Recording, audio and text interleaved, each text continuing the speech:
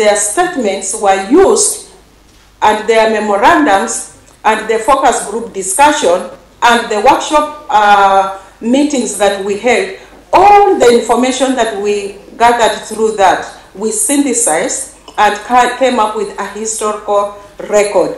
So the criteria we used to select the statements that affected most victims, as I said, so that when I talk about it, you can, although you are not the one presenting that statement, but you relate to what I'm sharing because you are affected the same way.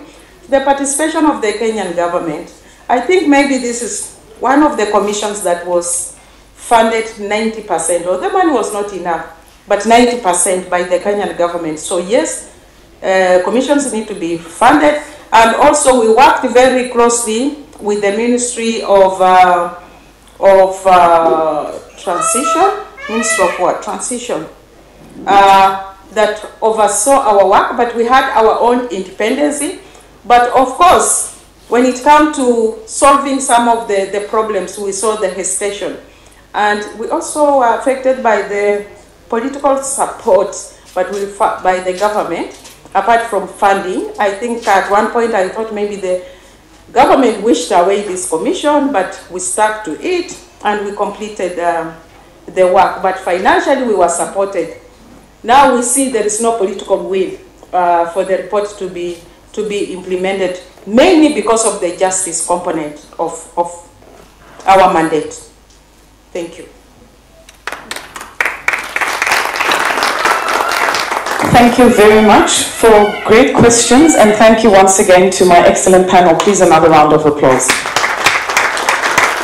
As I'm asking for the new panel to please join me up on the stage, I see the blood sugar levels are dropping.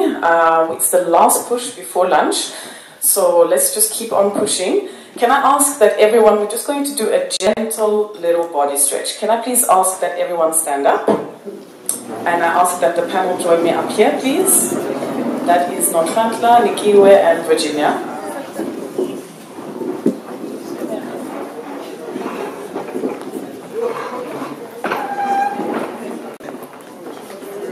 Okay.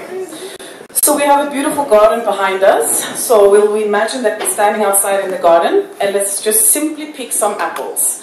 Right hand up, left hand up, and we start picking apples. That's all we are doing.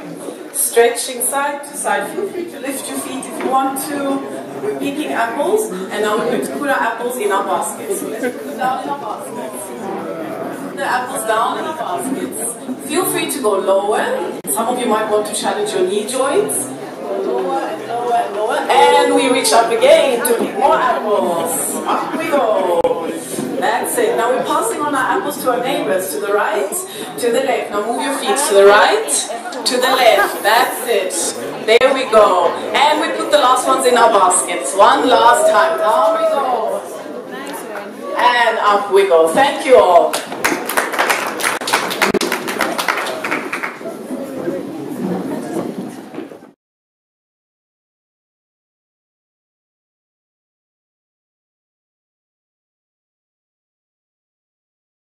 Last panel before lunch, titles Gender, Inclusion, Diversity and Policy Options.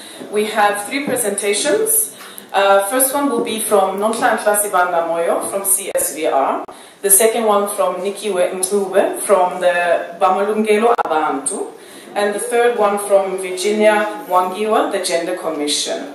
My panelists, you've got 20 minutes each for your presentations. I will be strict with time as our stomachs are starting to make some noise. Nonhlanhla, over to you. Thank you. Thank you. I am really excited and grateful to be here and to be doing this presentation in my very own hometown. It is quite a fulfilling thing for me to do. So the first thing that I want us to establish and agree on is this. Gender is not just a women's issue, but it is a human issue. it is as much about women as it is about men. It is about us and everyone else that is here. It is about all of us, which is why you should care about gender, which is why you should care about gender inclusion in transitional justice. But what exactly do I mean by gender? And the simple definition that I have around what gender is that gender basically refers to the roles, the responsibilities, the behaviors, and the attributes that a given society at a given time considers appropriate for men, women, girls, and boys. And the very interesting thing, or the striking thing about this particular definition, is that it already establishes that gender is both context and time specific.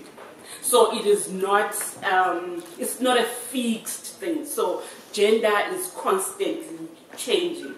And another very interesting dynamic out of this definition is that gender is a social construct.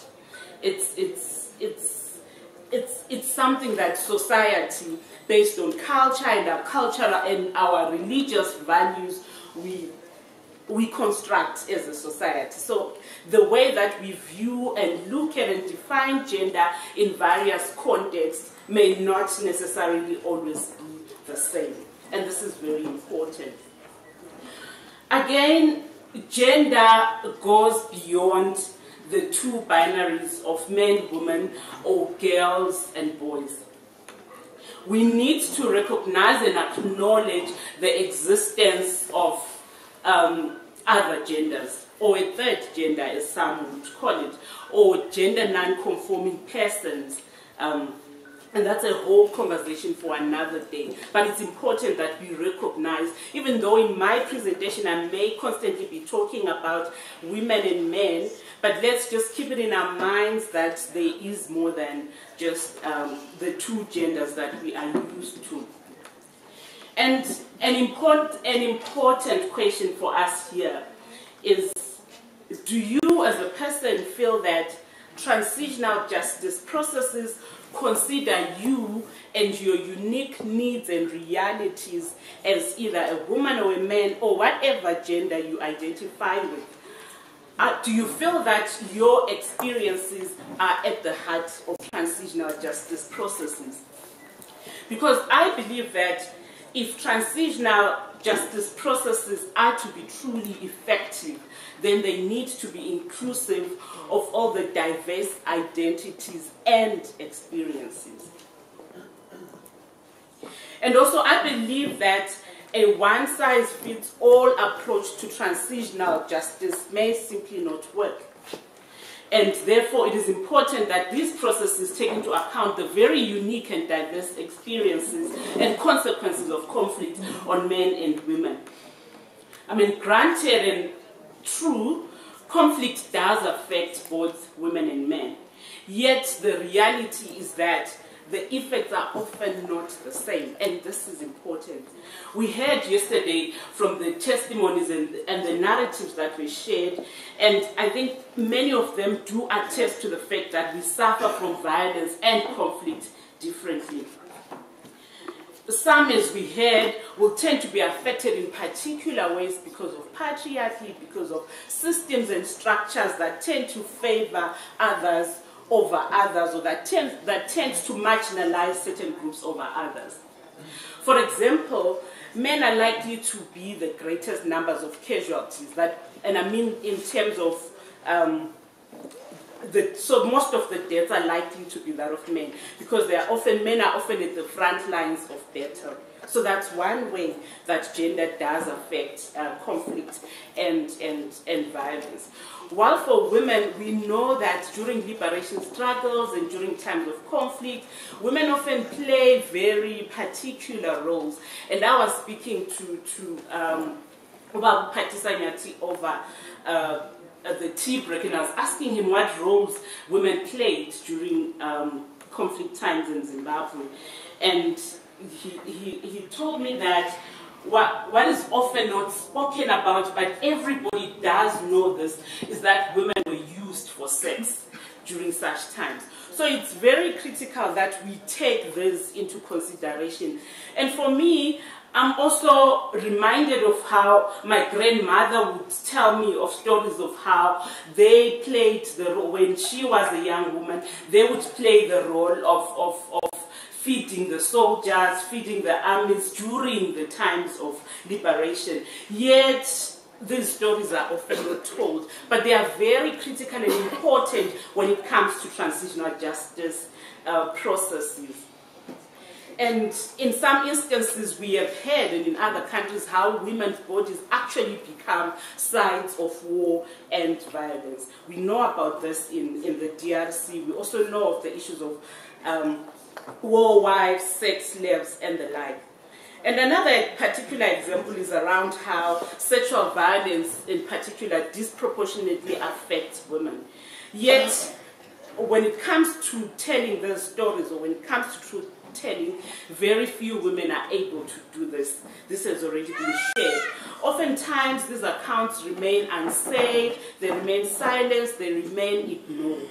How then do we, in transitional justice processes, become deliberate around opening up spaces that will ensure that women feel safe and secure to talk about, to speak out about sexual violations and some of the other violations that they face? How do we ensure that these spaces don't end up being spaces that either silence or invisibilize already disadvantaged or marginalized groups? That's something we need to be thinking about in Zimbabwe. Again, we have the dilemma of dealing with the gender question as it relates to redress in transitional justice. Redress becomes very complicated when certain powerful voices become more dominant than others, or when certain narratives become more underscored and more amplified than others. How then do we implement transitional justice from a point that appreciates that because of patriarchy and because of other social dynamics, women and men may not be at the same level in terms of being ready to openly talk about these issues? How can Zimbabwe, for example, learn from the South African transitional justice TRC process in particular, which brought about some very interesting statistics on the participation of women? And that's why I asked the question earlier around the extent to which women were direct victims in the Kenyan process. In South Africa, we had about 60% of women bringing about their cases to the TRC. Yet, only 43% of those women spoke as direct victims themselves. And in actual fact, men were more likely to talk about their own experiences and as direct victims. How can we avoid such a situation for Zimbabwe? How can the NPRC enable disclosure and the provision of spaces that allows for disclosure by all groups, and particularly for marginalized groups?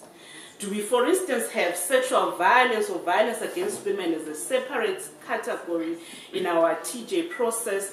Do we consider having specialized private hearings, as we heard from the Kenyan perspectives?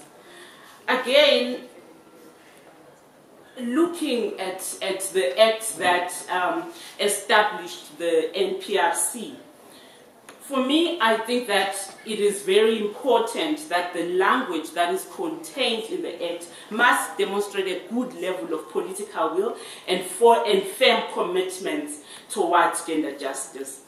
So firstly, while the Act states that every report of the Commission shall carry a specific chapter on gender, I think this is great. Yet, I also think that what would be equally important is to ensure that gender is integrated across all of the other sections, because a lot of times when when we push gender to a certain corner, it just remains there. But if we integrate it and still also have that section on gender, I think we tend to be more effective and deliberate around the work that we do.